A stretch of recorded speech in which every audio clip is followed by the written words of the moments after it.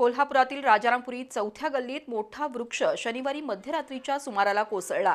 या रस्त्याकडेला लावलेल्या 2 चारचाकी वाहनावर झाड कोसळल्याने मोठं नुकसान झालं। आज पहाटे या घटनेची माहिती मिळताच अग्निशमन दलाच्या जवानांनी धाव घेऊन झाडाच्या फांद्या हटवून रस्ता मोकळा केला।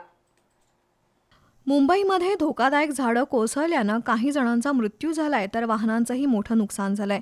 कोल्हापूर शहरातही अनेक वृक्ष धोकादायक अवस्थेत उभे आहेत।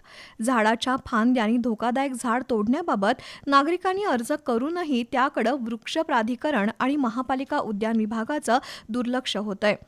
शनिवारी मध्यरात्रीच्या सुमाराला राजारामपुरी चौथ्या गल्लीत 100 वर्षांपूर्वीचं भलं मोठं झाड रस्त्यावर कोसळलं। या रस्त्यावर उभ्या असलेल्या 2 चारचाकी वाहनांचं तसंच एका घराचं मोठं नुकसान झालंय।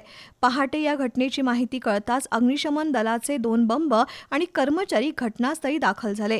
या जवानांनी कटरच्या सहाय्यानं झाडाच्या फांद्या तोडून बाजूला करून रस्ता मोकळा केला।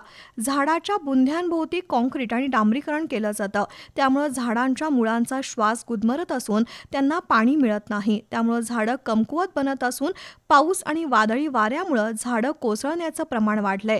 त्यामुळे झाडांच्या बुंध्याभोवतीचं डांबर आणि काँक्रीट काढण्याची मोहीम राबवणं गरजेचं आहे।